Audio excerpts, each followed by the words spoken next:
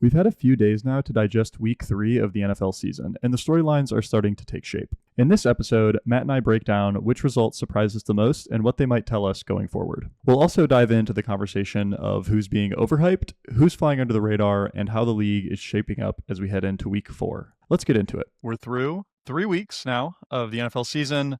It feels like we're kind of starting to get out of the growing pains that are the first few weeks of any league. So yeah, just wanted to go through some of the results. We're a little bit later in the week now, so we've kind of had some time to digest the results, maybe not have overreactions, which we'll get into later in the talk. Sort of what were some of the bigger overreactions through the third week of the NFL?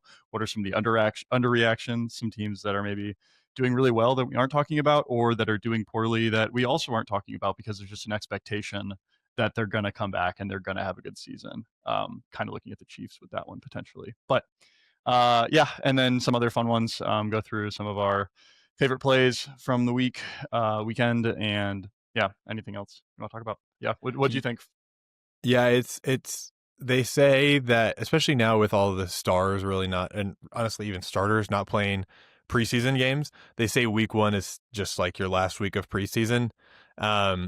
So I guess, by that metric, we're like just 2 weeks into the regular season, and we're already well into the season with injuries, which means teams are having to adapt and figure stuff out. So it's been interesting. Some narratives are emerging, and I won't kind of jump into those yet, but it's we're fully in the swing of fall football, college football, and NFL, and have got a lot to talk about, specifically with the NFL today. Sure. All right, let's kick it off. What was the most surprising result to you from week 3? So the most surprising result for me was Packers Browns. Primarily because not knocking on the Browns at all here. The Browns then did end up winning the game 13-10. The Packers after they beat the Lions week 1 and then the Commanders week 2. They're basically crowned Super Bowl favorites, both in like the general discourse and in the betting odds. And it was just like, oh, I guess we just all now agree the Packers are Super Bowl favorites. And I got to say, I didn't really disagree. I wasn't trying to kind of zag on that one. It was like, yeah, they looked so strong both games, and maybe Jaden Daniels was suffering from a little bit week 2. Maybe the Lions were figuring out their offense week 1, whatever it might be. Maybe it was just a fluke game, but the Browns, I wouldn't say were. This was one of those ones that I didn't even really intend to watch this game because I figured the result of it, Packers winning, was such a foregone conclusion that until it got to the end or near the end of the fourth quarter and the Browns had scored like 10 points unanswered and the Packers had not scored for a few quarters and it was like 10-10, that's when I tuned in and things got interesting from there. There was a blocked field goal. The Browns marched it down the field a little bit. Yeah. So, did you get a chance to watch this game? I know you have a soft spot for the Browns. Was curious if you got to watch this one. Crazy phrase, first of all. Soft spot for the Browns. Yeah. I do though, and I caught the whole game. Jokingly, this was my pick for the most predictable result, actually. Only because I watched the Browns my whole life, and even thinking back to last season, we did this in week 8 against the Ravens. The Ravens looked like Super Bowl contenders, Sure, phenomenal team, and then the Browns spoiled the party in week 8 last year. And so like this is something that happens at least once every season. There's a game where we're like 10-point dogs and somehow miraculously win the game, and then we'll go like, we'll win 3 games for the whole season, but one of them or 2 of them will be like against very good solid teams, and it makes no sense. And so that's why I was like, oh, you know what, yeah, that kind of checks out. And having the game in Cleveland, it's always a home game that we do this at. Like I think, dude, the Browns fans, they're hungry. They're so hungry. And I think like that honestly plays into it. And they get so excited. And so, yeah, dude, they're starving really for a result is what they are. Starving for a result. Yeah. It's funny. Like inevitably around like week 4 or 5, we'll get some boos. Like Joe Flacco will throw a pick on the first drive, and then the boos will really start to ensue. Yeah. So you said this was your most predictable result. So you're telling me like pre-game, you were going into this being like this is the Browns spoil the party week. Dude, unironically, yes. I was like, this is maybe a game this is very legitimately a game we win. I would not be surprised if we lose this one. Hopefully, sorry think if we win it's this one. Yeah. yeah. I think it's well timed. I think for Green Bay because early season, some team in every sport goes on a big run that is unexpected. Like there's always going to be some contender that comes out of nowhere. Like this year in the MLB, it was the Cubs. Not really coming out of nowhere, but it was like, oh shoot, they're just the best team in baseball now. And then at some point they have to, you get to the middle of the season, you start to get some tester games. And sometimes that doesn't happen until like mid to late season, and then it's too late, and then you kind of like the season kind of pitters out by the playoffs and whatever. I think this is a good time for Green Bay because it was just week 3. Like they're still 2-1, and now they can be like, okay, everybody said we were the Super Bowl favorites. Now we proved that we're human, and we lost to a team that we probably didn't expect to lose to, even if Kyle expected them to beat. And it's like the offense, it was a bad performance. Jordan Love, he hadn't thrown an interception, I think, this season yet, and then threw a very costly interception that led to a Browns field goal. I think he only threw threw for 183 yards. The running game was quiet. Like it's the Green Bay is going to have to go a little bit back to the drawing board and refocus. But I think it's a good time. I don't think this is like time to press the panic button by any means. They still prove they can beat great teams.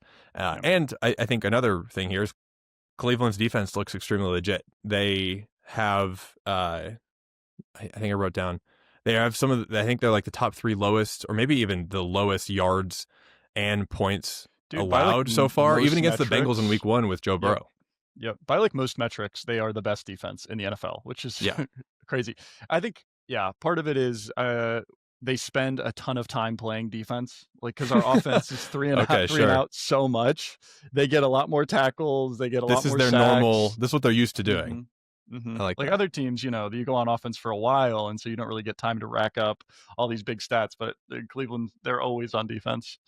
Yeah, it was also a factor. I mean, Green Bay lost 2 of their O-line members, I think, during the game, maybe even during the first half, and that's not going to help, especially when you're up against Myles Garrett. So, when you put it all on paper, like I understand this being not that surprising, but I was fully bought into the Green Bay hype. I watched them destroy my Lions, and they looked like the best team in the NFL. But of course, early season things happen. So that's my pick for most surprising.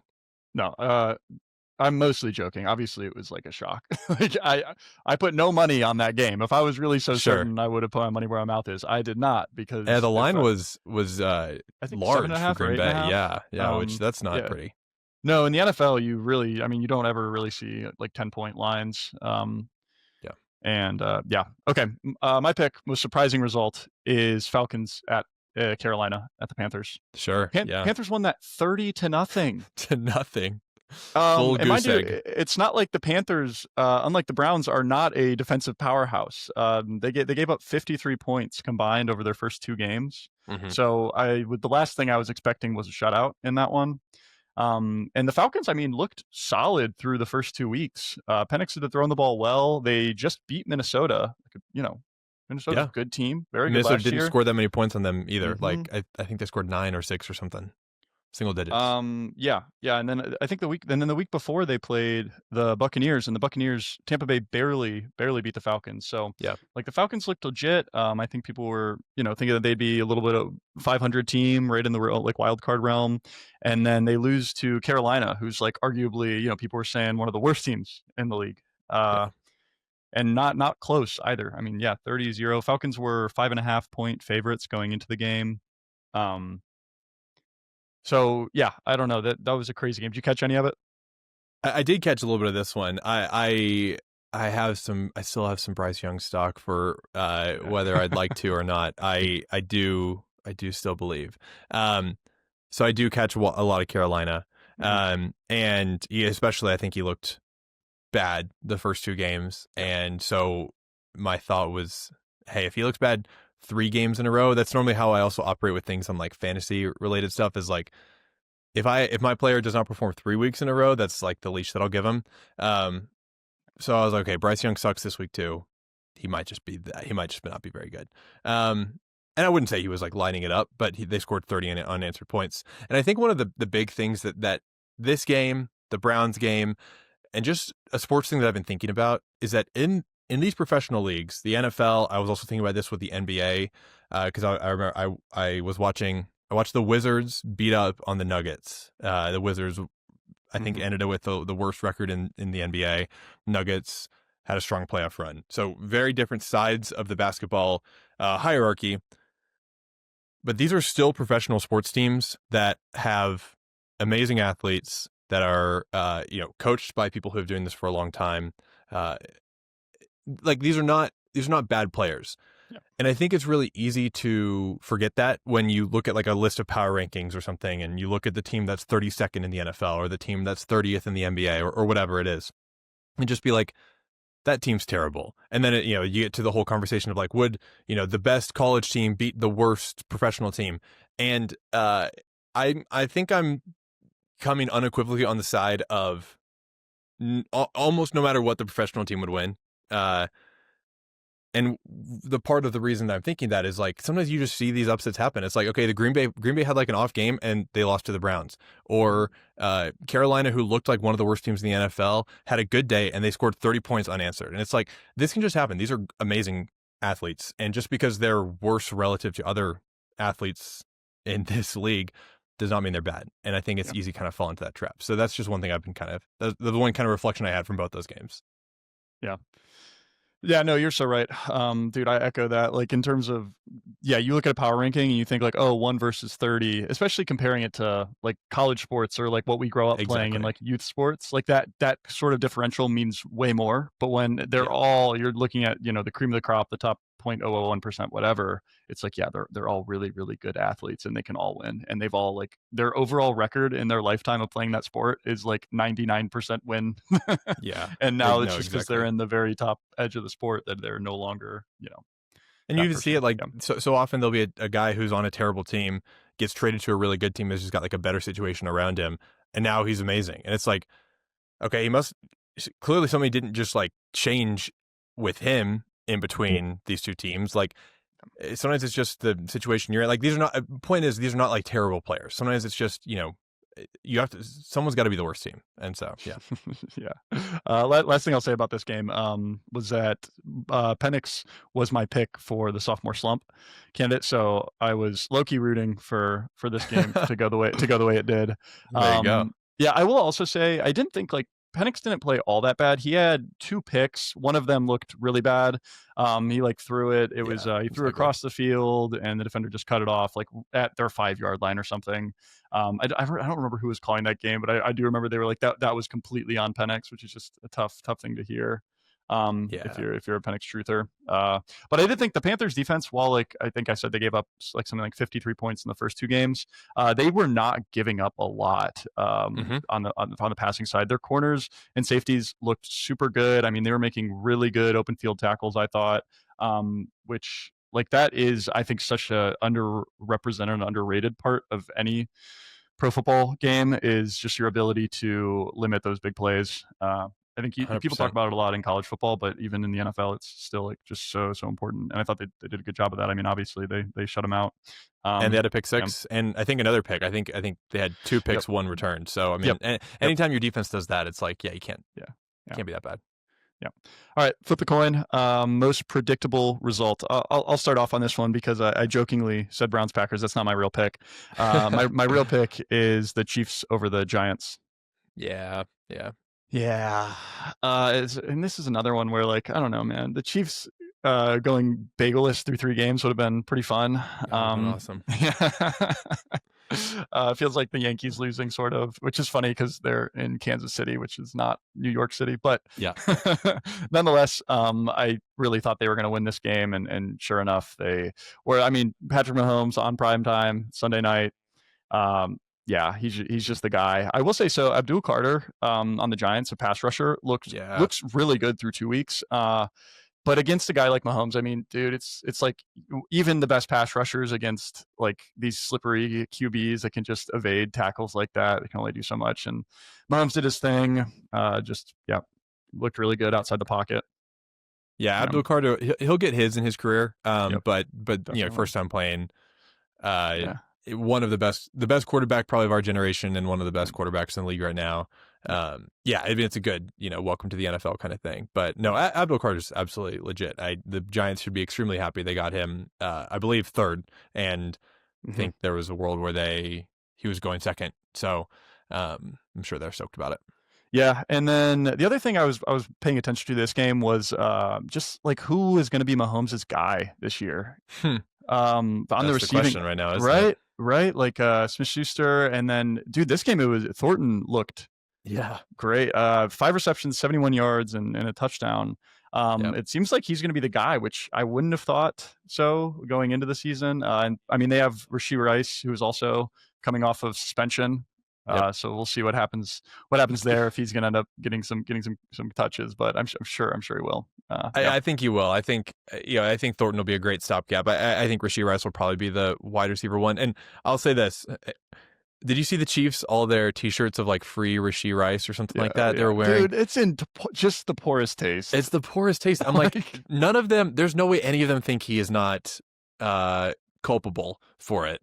I know, man. And if I guess my point is, well, one, my point is that it's very poor taste. The other point is that if all the Chiefs are down to wear these shirts, clearly they believe in the guy that he's not just going to come back to the offense and Yep. like not be a part of it. Yeah, that was. I'll just say this: I didn't go online and see if I could buy one of those myself. This was also my predictable result. Honestly, more for the. I mean, I did think the Chiefs would win, and I did think it would be not that close. More, what was predictable about it for me was that it was boring, which sucks because we just watched the Giants play the Cowboys and it was thrilling. Overtime, Russell Wilson tied it up with that huge 60-yard pass to Malik Neighbors, and Yeah. they were going back and forth, and a field goal ended it. As the time was expiring, on one hand, I wanted to believe the Giants are just going to be this really exciting team where they let in a bunch of points, but they also just bomb it downfield, and it's they could always be in it. I didn't really believe that. I think what I more believe is that the Cowboys defense, and specifically their pass defense this year, is just really bad. Yeah. And I think that's kind of where it is shaking out because, the Giants, Russell Wilson, I mean, this is a tough send-off for his career. Obviously has had a great career, has done a lot of great things. It was tough to watch the end when he was just kind of throwing the ball away, and it felt inevitable that he was getting benched after that. It just is ugly. Yeah, the last drive where they kind of had a chance. It was like They had a chance. 9-22, 2-score game with 3 minutes left. There's a world. Yeah, you might as well. Dude, they're at the 10 or 15 yard line, and it actually I forget. I think I saw something on Twitter. It was he was playing catch with the goalposts, the field goalposts. It's so tough, and it's Yeah. he has one of the most talented receivers in the league to pass to. I guess it was good for Cam Scadaboo's career. He's the running back who looks like he's going to be getting a lot more touches now that I believe Tracy is out. So he got 16 carries. Yeah. And receptions between carries. 121 yards. Dude, I'm a believer. He runs mean. He runs Yeah. angry. You'll hear that. He's got a good way about him. Yeah, I just believe that he wants to win football games, which everybody does, but I feel like he wants it a little bit more. No, anyway, I wasn't too surprised this game was really, really boring. The Chiefs offense is boring to watch this year. Even when Mahomes is doing the scramble thing, we've been watching him for now, whatever it is, 8 years, and it's not as thrilling as it maybe used to be. And he's throwing to a lot of life, the positions that are surrounding him are just not that exciting. They're not moving around. Travis Kelce looks like he's running in mud. He doesn't have that many great receiving options. Thornton had some great catches, but I don't know. It's just it's not an exciting offense to watch. We've watched a lot of the Chiefs. They've been on primetime now for so long. So it was a boring game, but the Chiefs did deservedly win. I got to ask you a question. If you were in the Giants coaching shoes, would you be playing in week 4? Which of the 3 quarterbacks would you be playing? Dude, it's so tough because I don't know. Honestly, I am not a believer in sit your rookie quarterback for a whole year. I agree. I don't know why we're doing that. Especially not when they're behind. It's one thing if you have Tom Brady and you're backing up Tom Brady. Yeah, 100%. absolutely. Let the guy sit. I don't care if Tom Brady's 40 years old. You watch and you listen. You take notes. You're on the sideline. taking notes. But when you're like the guy you're looking up to is a well past his prime Russell Wilson who is like gimping around the field, like that's not the guy you want your rookie sensation quarter, your future franchise quarterback to be looking up to. So I mean, I'm glad that they named Dart the starter for week 4, but dude, now you just lost, what are they 1-2? Have they won a game yet? No, I don't think they won a game. Yeah, they're 0-3. So now you're Yeah. starting 0-3, and you feel like you're already behind, and now you're supposed to lead this franchise to a playoff berth somehow. Like I'm sure that's what the expectation is. Yeah. Like they're not. Yeah, I don't know. I understand the argument of it could ruin Jackson Dart's confidence or insert any rookie QB. Like it could ruin his confidence if he comes into this and it's just, the O-line's terrible. He's getting sacked constantly. He feels like he has no time to read the play. And then he's getting booed by Giants fans or whatever. But I don't know. Sometimes it's like the rookies have got to develop somehow. Yep. Maybe I could be proven wrong. And like, the situation Cam Ward is in where he's taking the most sacks of any quarterback. I think I think he might even be past 20 sacks in 3 games, which is insane. Maybe Cam Ward's confidence is just ruined after this season. And it's like, if only, he had been able to like back up for a veteran this whole time. But a little bit, a part of me, and I think the stronger part of me believes in just like trial by fire. Like you're in the NFL, things are going to happen. You're going to get hit and you have to be ready for that and be able to adjust. And you have to learn really quickly how different this is from college. And I think Jackson Dart is like fine with that. There was a quote today basically saying like, I don't feel a ton of pressure because I'm not a top guy yet. Like, I don't have anything to live up to. It was a weird quote, I thought. It was a weird quote, but I get what he's trying to say, which is just like, there's no pressure on his shoulders. The team's already 0-3. They're not looking at him to be like, I mean, I'm sure some fans are looking at him to be a savior, and I'm sure the expectations will be high. Yeah. But if we're being like objective about it, it's a rookie quarterback. And I wouldn't have the expectations set very highly for him. And so he can just kind of go out, hopefully learn the game. And if he's awesome, then he's awesome. And I guess all I have to say, I would be starting Dart week 4. Cool. Glad we're on And the same for the page. rest of it. Yeah. What was the other option? Is Jameis Winston, the other option is Jameis, which I could understand. Like maybe you have a better chance to win football games right now. Maybe if they're like 1-2, we play Jameis. Maybe the highest volatility quarterback of all time. Yeah. And he can just, I don't know, bomb it downfield and see what happens. Like it could work, but I like. Yeah, their schedule's not easy. It's like when do you ideally start Dart? I'm like, yeah, let's just do it. Who do they play? Who do they play this week? They have the Chargers. Yeah. No, Chargers defense looks good. So I mean, then I think it's like Eagles after that. Maybe they have Broncos. The Saints. They have the Saints. That'll be the game. Jackson Dart will have a show up game against the Saints. I think Eagles might be week 6 then, which that's not pretty. But again, you're gonna play the Eagles at some point in your career, right? So yeah. What was your favorite play from week 3? So my favorite play was I had 2 honorable mentions that I'll just like real quick mention. I love that the Lions are doing their trick plays again. It's one of when they're doing that and that threat is there, it's just the most exciting thing to watch in all American football. All of their main guys, Sun God, Jahmyr Gibbs, and obviously Jared Goff, they can all handle the football really well, and it just makes it like you'd never know where the ball is going at some points. There was one where I think Jared Goff passed to Amon-Ra, who then kicked it out and then passed it to Gibbs, who ran for the touchdown. Like it's how do you defend some of this stuff? It's really fun to watch. Other honorable mention was the Vikings' Isaiah Rodgers getting 2 touchdowns. He on defense. That was just, yeah. Anyway, anytime a defensive man gets a touchdown, he forced 2 fumbles and he ran an interception for a touchdown, forced 2 fumbles, and ran one of those for a second touchdown. I think all in the same half. It's like it was just really exciting to watch. But my favorite play was the flea flicker from Caleb Williams, where I think it was Swift, the running back. He basically airmailed it back to Caleb Williams. It was not a good pass. I mean, it was just like it gave him, he had to like reach up and grab it. It's not what you want. And left him in this spot where it's like, all right, you kind of make a play here, Caleb. And the throw that he threw was, I remember seeing it go up and just being like, there is absolutely no way. And then it was Not perfect by any means, but very, very on the money. And that is the arm talent that you like to see when someone was a first overall pick, a quarterback was a first overall pick. And we haven't seen it as much with Caleb. Like, he hasn't had the opportunity to do some of those incredible things that we know that he can do. And I'm really glad that Ben Johnson is now drawing up some plays to like give him that opportunity. And that throw is just so exciting. It was one of those, put it immediately at the season ending highlight reel. It was also, I think, Luther Burden's first touchdown in the NFL. Like, there was just a lot of parts to it. So that was my favorite play. Yeah, dude, that's one of those plays where sometimes I look at, like, I think of the offensive coordinator and I'm like, dude, like, give me a break with this crap. No fair. And if it hadn't worked, it'd be like, that sucked. It's ridiculous. Like, what are we doing here? Just like shotgun pass it. But I mean, worked out. And so you're like, oh, all right. It worked out.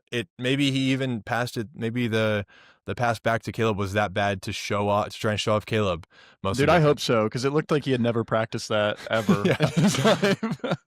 Yeah. It was like if someone... it was a softball pitch. Yeah, and you're in the backyard like trying to practice like just like for fun snaps with your friends, and you like throw it like directly up underneath you. Like, that's the kind of pass that it was. Yeah. What about you? It's got to be the Browns field goal block in the final minute of the game. I don't exactly remember what the score was, but I think it was tied at that time. I think it was 10-10, yeah. Yep. And then our kicker, Andre Schmidt, I think it's Szmyt. I don't actually know how it's pronounced, but hit a 55-yard field goal to win the game. And that was, mind you, this kid, he missed an extra point and like a chip shot 35, 40-yarder. In the week 1 loss against the Bengals. So, dude, I remember watching it and I was just like so not holding my breath at all. I was like, this game, it's not like there's no chance he's making this. We're not winning. Yeah, we're not going overtime. This game. Yep. And then to see it happen and just like to go from one side to the other side, like the game's over to, oh, the game's over. Yeah. The other way around. It was really cool. And so, yeah, obviously personal bias there, but nonetheless, it's so fun to see. And big for him. Yeah, like you said, he had a bad week 1. I'm sure he, I don't know, got some sports bettors in his DMs sending him death threats or something. So good, for sure. Good comeback kick. For sure. All right, let's keep moving. What's the biggest still open question after week 3 for you? Yeah, man. I think the biggest question that I'm really curious how it's going to play out is how big of a hole are the Ravens in? Because they are both in the standings. They're 1 and 2 in the standings. And I think that hole is not that big. This is still one of, if not the most talented team in the NFL right now. I think even if they were 0-3, I would say the hole that they are in the standings is not that big. I'd expect them to make it to the playoffs kind of thing. I'm a little bit more worried about the hole that they're in mentally, because they've now lost 2 very close games to very good teams. They did beat the Browns pretty good in week 2, but it wasn't like they were rolling. It wasn't like some statement win. And I'm just a little worried about the Ravens. I am a Lamar believer in general. I think he is one of the 2 best players in the NFL. I think there's a really solid argument he is the best. I think Derrick Henry's amazing. I think Zay Flowers is legit. Like, a lot of the pieces are there. But at some point, you have to prove that you can win, not just against the good teams, but in the close games against the good teams. And I'm worried that they've now lost too many times in a row in these kind of heartbreaking ways. And heartbreaking ways, or just like close losses that I'm worried for them. If they made it to the playoffs, they just wouldn't be able to put it all together. I'd like to be proven wrong, but that's an open question for me. Yeah, dude, it's hard to, like, every game I think it feels like they're favored. And people, totally. Say that, it's a good open question though, because I don't know, before you brought it up, I just kind of thought, I would think to myself, they'll be fine. But I mean, you're right. They're 1 and 2. Right. Like you said, the close games, losing to the Lions, on Monday was like, I don't know, they look great. I only caught the first half of that game and I thought they were going to win. I mean, Derrick Henry still looks like a man amongst boys. Sometimes he's just when he gets ahead of steam, dude. Yeah, it's scary. It's awesome. But yeah, and I guess like I don't know, especially in the past couple years, I mean, obviously the Ravens have been great for, a while now, but have definitely had a bit of letdown in the last couple seasons. Yeah. Uh yeah, losing to the Bills and the Chiefs. And so I see where Hmm. you're coming from, and they're definitely it might just be like a mental thing with them because it's not a talent issue. They have the talent. Yeah. Exactly.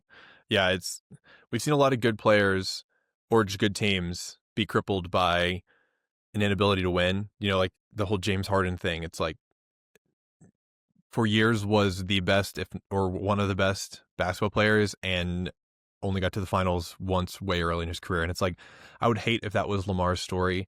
Um, Yeah. but it's he's got to close the question for me, basically. Sure. Sure, sure, sure. All right, I'll keep mine short. For me, it's the Minnesota Vikings. Gosh, Hmm.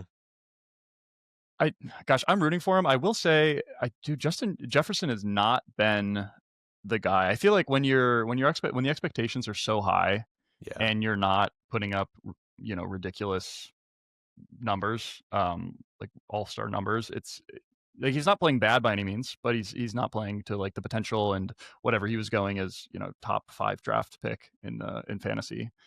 And so like yeah, for me, the Vikings, and obviously with losing McCarthy, um, You think it was an injury, or you think he got benched? I thought it was an injury. Is he just benched? Well, it was definitely listed as an injury. Just like there's an argument to be made that they were just not liking what they were seeing, and there's like, oh, he's got a tweaked. I think it was like a calf thing or something. Sure, yeah, he went out with that, and I think like precautionary. They were probably like injury, but now it's like Injury, get him off the field. yeah. Yeah.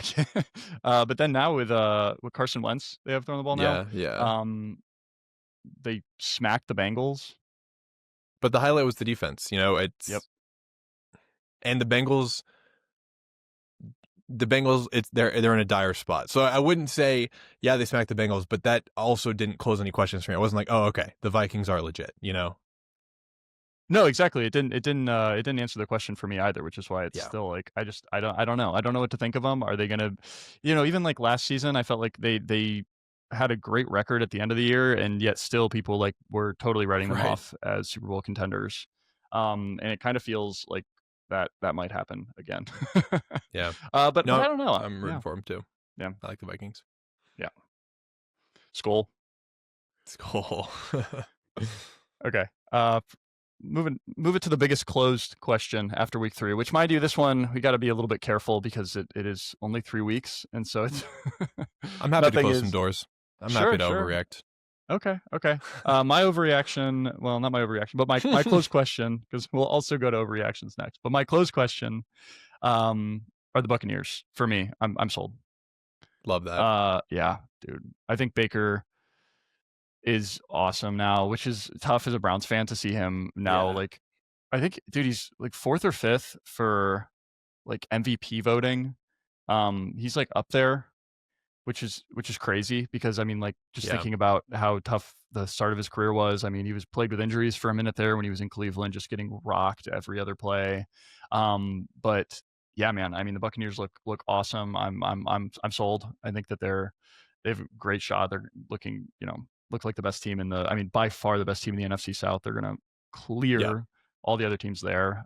So I mean, that's why it feels like a safe bet to be like a close question is the Buccaneers winning the NFC South. Um, yeah. It is I think I think it's a safe bet, but also I think all of their wins have come in the fourth quarter, which to your point, Baker's legit. He can lead a touchdown drive, Yeah. especially in the fourth quarter. Like he's got the dog. But they haven't been, smoking teams. Not that that's necessarily like a requirement, but it helps. And Mike Evans is now out. I think it's a hamstring thing. But to your point, that kind of happens every single year. I think he's spent like a few games on the sidelines every year with the hamstring thing. So maybe get it out of the way now. What is their schedule coming up? I'm curious. Let me look that up. Yeah, they have the Eagles and then the Seahawks. So Eagles is going to be a tough Mm. one. That's a 1 o'clock game, and then the Seahawks the following week. I'll keep my question about the Buccaneers open. I think until I see them play the Eagles and the Seahawks. I think those will be and the 49ers and then the Lions. Okay, maybe after these 4 games, then we'll see how I'm feeling. That's a tough go. Stretch, tough stretch. But if they come out of that like 2-2, and then they'll be 5-2, that no 100% legit. Yeah. Also, last thing I'll mention about them is Ibuka, who is currently the odds favorite for the offensive rookie of the year. Totally looks like the number 1 receiver by far now, especially with Evans out. Yeah. Close question for me is how much of the Bengals offense is Joe Burrow? And I think the answer is most, if not all of it. It's like the least controversial breaking news take to say that a quarterback is the center of an NFL offense. Like, okay, great take there, Matt. But the Bengals have an extreme amount of talent. Both their top receivers, Chase Brown was getting a lot of hype at the running back position. And yeah, without Joe Burrow, they looked fully toothless. And I don't even I think Jake Browning isn't. I don't think he's that terrible. I think it's just like Joe Burrow is so much of the offense, and everything runs through him, and he's the one who makes the plays happen and find it and finds the open receivers. Like it's just so clear to me that the Bengals desperately need their guy, more than a lot of teams need their guy. So yeah, sad to see though. I like the Bengals. Dude, me too. And honestly, that's another guy that was going top 2, number 1 pick. Maybe not number 1 pick. Just Jamar Chase was like, and he's been nowhere to be found. They're not even giving him the rock. It feels like, dude, they're really not. I don't know what's up with that. He had 1 carry against the Vikings. That's brutal. Yeah. Or sorry, not Jamar Chase. Chase Brown. I meant. No. 2 chases. Yeah. They're also not really giving Jamar Chase the rock, though, to be fair. Yeah. But that's a whole wide receiver versus running back. It's a different equation, but yeah. Sure, but yeah, no, same results there. It's been really surprising to see their stars. Like, yeah, it feels like Joe Burrow was the whole offense, which is tough. Yeah, real tough. So the biggest overreaction for me from the first 2 weeks were the Packers. Fair. Yeah, I mean, especially after losing to the Browns, you briefly touched on it. Them just not being the Super Bowl contender team that everyone was making it out to be, like number 1, number 2 team in power rankings or whatever. I'm not sold at all on Jordan Love. I feel like, I don't know, man. It doesn't feel like he doesn't have that dog in him. I wouldn't say like. He's like the total opposite mindset of like a Baker Mayfield. He's like cool, calm, collected, it feels like, which isn't bad by any means. But I just doesn't feel like that same leader type, I guess.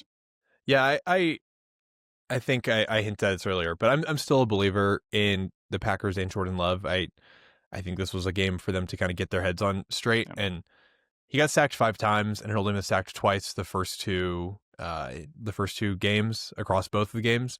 And, a lot of that, like I said, they lost their O-line members in the first half. And it was just a rough one. I think they got a tough go of it. I think they're still going to be one of the contenders. I do think it's an overreaction to say they are still the number 1 team. Yeah. But part of that was I don't think we'll see much of that anymore. Yeah. Yeah. Unless they have another statement win like the week 1 over the Lions, then yeah. Yeah. And I guess the other thing is, I mean, their wins were against the Lions and the Commanders, 2 like solid teams, but they also, both of those were at home. And I don't know, it felt like. Totally. I don't know. I just felt like people were hyping them up too much. And then that kind of got approved to me when the Browns beat them. No, absolutely. Yeah. My two, I think, biggest overreactions that I heard a lot of that I think were proved to be overreactions this week were, we already talked about this, so I won't belabor it. Carolina is the worst team. I heard that be a common take, and I think clearly, they are not the worst team. I don't necessarily even have a pick for who I think the worst team is, but it's not Carolina. And the second overreaction was that the Eagles offense is terrible. And actually, I think this was an overreaction that I heard all the way through the first half of the Eagles-Rams game. So like 2.5 weeks of football. And then I'm not even exactly sure. I don't know enough about the X's and O's to give you a full rundown. But after halftime against the Rams, they just started throwing the ball, and the ball started moving around the field. Jalen Hurts started looking. It felt like he was looking up more for the first time this whole season. And I just always thought it was an overreaction to be like, the Eagles just suck at offense. They can't play offense anymore. They're, tush push carried, whatever. For sure, their running game and just kind of inching the ball up the field is like part of their strategy. But they also have talented receivers. Jalen Hurts can pass. They can move the ball, and clearly, they had the first. I think through the first half they were down 26-7 against the Rams. They figured out whatever wasn't working, and they turned it around. And like, the Eagles just have too much talent. So anyone who declared the Eagles cannot score points or move the ball down the field, I think that was proven wrong. Crazy take to say about the team that just won the Super Bowl. No, I agree. I think it's just easy because I don't know. So Jalen Hurts rubs people the wrong way, and the Eagles rub people the wrong way. Yeah. Which, like, sure. I wouldn't say I'm the hugest Eagles fan either, but they're not. No, they got so much talent, man. Yeah. Then the tush push, it's such a cop out, man. It's such like a straw man to be like, oh yeah, but they just tush push and that's how they win. So like, yeah, that's stupid, right? And that's not football. So yeah, I mean, like, I get the I get the pushback, but it's part of the offense, but it's obviously not the whole offense. No, right? Of course not. I even had a friend ask me why don't they just tush push every play, and that was a funny conversation to kind of like, that's where the discourse has been. No hate. Like, I understand why that person thought that. But that's where the conversation has got to, where it's like some people who are not as tapped in, like, they have the tush push has been fed to them as like just an automatic 3 yards, I guess, which is not the case. And why they were just like, why doesn't every team tush push every play? And it's like, well, a lot of teams can't do it. It's not automatic. There's a lot of problems with it. Like, it's automatic on 4th and 1. I there are some problems with it. I'm not trying to say it's perfect. I'm just saying, like, the discourse has gotten a little too overreacted. Dude, yeah, no, I totally agree. Yeah. All right. Yeah. Okay. Let's go. Biggest underreaction. Other side, and this be the last thing we do. Yep. Oh, that's funny. I was writing that on your notes too. Yep. I'll go ahead and start out. So, my biggest underreaction from the first 2 weeks are the Indianapolis Colts, who are now 3-0. Nice. Also, I mean, when you have a nickname like Indiana Jones leading your team, cool. Dude, holy smokes! I'm all in on the Colts. It's like, when do we start talking about them? I feel like I've heard nothing. It's been crickets. I mean, mind you, their wins are the Dolphins, the Broncos, and the Titans. But the Dolphins just showed that they have some life in them. Broncos look fine. And so I don't know. I'm a believer. Yeah. No, I think it's very fair. The main thing I heard the first 2 weeks. So the Colts had not punted through the first 2 weeks. They had turned the ball over on downs, but they had not punted. And I think that was like the first time that it happened, maybe ever, or at least in a few decades. And it seemed like the conversation was really like, this has got to be a fluke, which, fair. If no team has ever punted or has ever not punted in the first 2 games, and all of a sudden the Colts, who are led by a quarterback who was kind of, kicked off the team in New York just a year prior, like, I could understand calling that a fluke. And, but I think you're totally right. The Colts have very solidly proved that they are not just fluky, that they have a legit team. I think the biggest factor, and one of the bigger underreactions, is Jonathan Taylor. Yeah. I think it was really easy to forget, just because he's been dealing with injuries for the past 3 years, how good he was in 2021. In 2021, he led the NFL in rushing yards and touchdowns, and in yards per game. Like, it was just, it was a dominant season from him, and he was always extremely, a hyped prospect, and really good in college, really good in high school even. And then he proved that he was, that good in one of the best running backs in 2021. And it's just, whenever a player is injured, he only played 11 games and then 7 games and 13 games the next 3 seasons. It's like, he's just not going to be on top of the leaderboards. You're not going to see his name as much. You forget. It's just so easy to forget. I forgot, how good he was. I was like, oh yeah, he's probably like a tier 3 running back or whatever. He's pretty obviously the best running back in the NFL so far, at least through the first 3 games. He is like 60 yards ahead of the next closest leader in rushing yards, who is James Cook, who's also having an amazing season. So not even in front of just like some guy who's underperforming. Like he's well ahead of a guy who's having a great season. And that combined with the rest of the things the Colts are doing, the defense has been amazing. Daniel Jones is moving the ball well, moving his feet well. Like they're crushing it. So I'm with you. For sure. Yeah, Jonathan Taylor has the best odds for winning Offensive Player of the Year right now. That's awesome. Which feels like it's the basically the award that is given to the best non-quarterback player every year. It is. That's what the award should be renamed to. Yeah, and it's not, dude. I don't know. They've got a lot of big names. Like Michael Pittman's look great. Tyler Warren has had a great entry to the season. He's looked great. So yeah, I'm all in. I love it. I'll wrap us up with what I thought was the underreaction from the first 2 weeks, which was the Los Angeles Rams. I was a full Rams believer, honestly, from the time that we heard Matt Stafford was playing and not dead, and that he was actually like, I think it just took me a few plays to watch him in like week 1. Sometimes you see a player and they're obviously injured. It was pretty obviously like he was going to be fine. And I think there were a lot of people who were so surprised how much of a fight they put up against the Eagles this week. I mean, they were going to win had their last minute field goal not gotten blocked by that incredible, run back touchdown, which was electric. They could very easily be 3-0 right now with a win over the defending champions. Having, had the field goal gone in, I think they would have gotten to like 30 points than defending champions. Like a lot of great marks for the season. And I just think I didn't hear a lot of. I thought it was quiet around them after the first 2 weeks. And frankly, I think it's probably still too quiet right now. Like, had they beat the Eagles, we would be like, "Oh, Rams number 1, put them at the top of the power rankings. Maybe number 2 at worst or whatever." And it's just like, okay, they lost this crazy fluky way. They're probably going to end up in like 6th or 7th in people's power rankings. But Puka looks pretty unbelievable. He has been so awesome. They even passed the ball to him like a running back last week, and he ran for like a 50-yard touchdown. Like everything's clicking. Matt Stafford is still finding his receivers in the end zone. He's found Devontae Adams for a few like big plays. I don't know. Everything's working. The defense looks great, and I don't know exactly where I'd put them, but they're one of my top contenders, and I do think they can win the Super Bowl. And I'm a believer. So I just think I'm not hearing enough.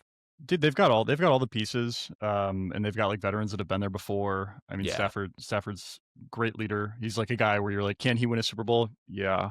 Yeah. No, exactly. Yeah.